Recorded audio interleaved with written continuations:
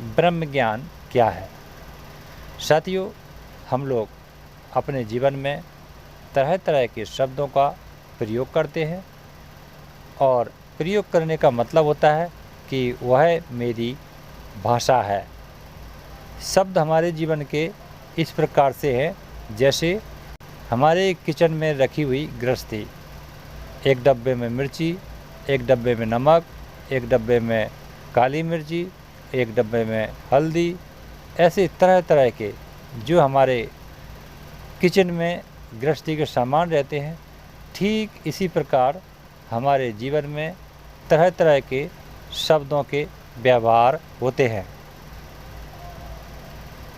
इन्हीं शब्दों में से जो सर्वप्रथम और मुख्य मनुष्य जीवन का पहला शब्द है वो है ब्रह्म ज्ञान। अब साथियों, यह ब्रह्म ज्ञान शब्द का अर्थ क्या है, पहले इसे जानते हैं। ब्रह्म मतलब होता है जड़। ब्रह्म का क्या अर्थ है? जड़। अब जड़ किसको कहते हैं? श्वासा। तो हमारे शरीर की जड़ क्या है? श्वासा। पूरे ब्रह्मांड में जितने भी जीव हैं उनकी जड़ क्या है? श्वासा। तो ब्रह्म कौन है? जड़। जड़ कौन है? श्वासा। तो हमारी जो श्वासा है यह हमारी ब्रह्म है। अब ब्रह्म कौन है? जड़। और जड़ क्या है? श्वासा। मैं यह शब्द इसलिए बार बार दोहरा रहा हूँ कि हम सबको यह पता होना चाहिए कि हम सब लोग मनुष्य योनि में हैं, तो हमें हमारी जड़ मालूम होनी चाहिए। श्वासा के अलावा इस पूरे ब्रह्मांड में हमारे शरीर को कोई चलाने वाला नहीं है। यदि श्वासा मस्त है तो हम भी मस्त हैं, यदि श्वासा दुखी है तो हम भी दुखी हैं। इस प्रकार से सीधा अर्थ है कि जड़ हमारी क्या है? श्वासा। अब ब्रह्म क्या हुआ? श्वासा।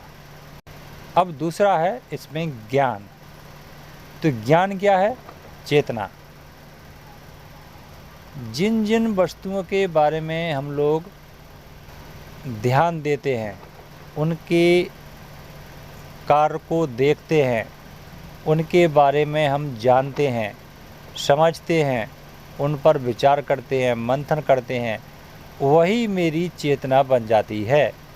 उदाहरण के तौर पर जब किसी ने कहा दलबीर इधर आओ, तो मेरी चेतना क्या कहेगी कि कोई तुम्हें बुला रहा है, और बुलाने वाले की चेतना क्या कहेगी कि वो व्यक्ति ने आपको जवाब दिया है, वो आ रहा है।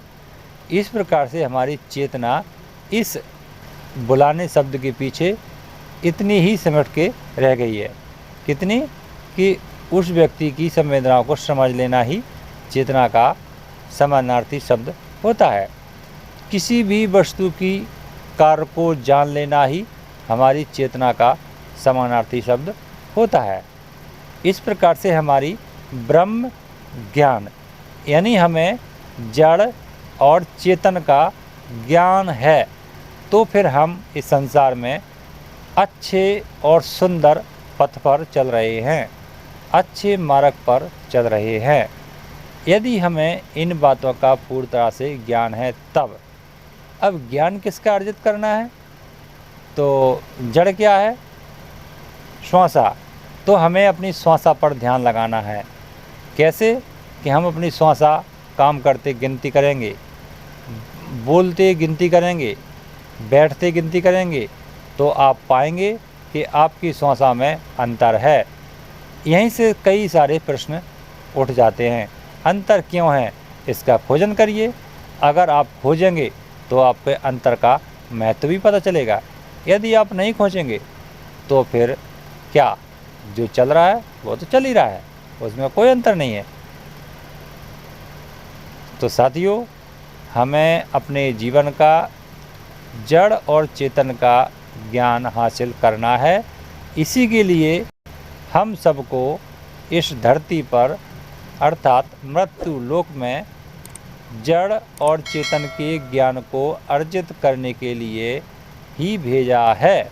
सो हम सबका कर्तव्य है कि अपने अपनी श्वासा और अपने अपनी चेतना का ज्ञान अर्जित करके फिर यहाँ से वापस अपने घर पर चलेंगे। फिर मिलते हैं अगली नई चेतना के साथ। तब तक के लिए आप सभी को प्रकृति की जय हो। आप हमारे चैनल पर नए हैं, अभी तक आपने सब्सक्राइब नहीं किया तो सब्सक्राइब करके जरूर जुड़ जाएं। साथ ही बेल आइकन को भी दबाएं जिससे आने वाले सभी वीडियो आपको सबसे पहले मिले। स्वर ज्ञान ही ईश्वर ज्ञान है और स्वर ज्ञान ही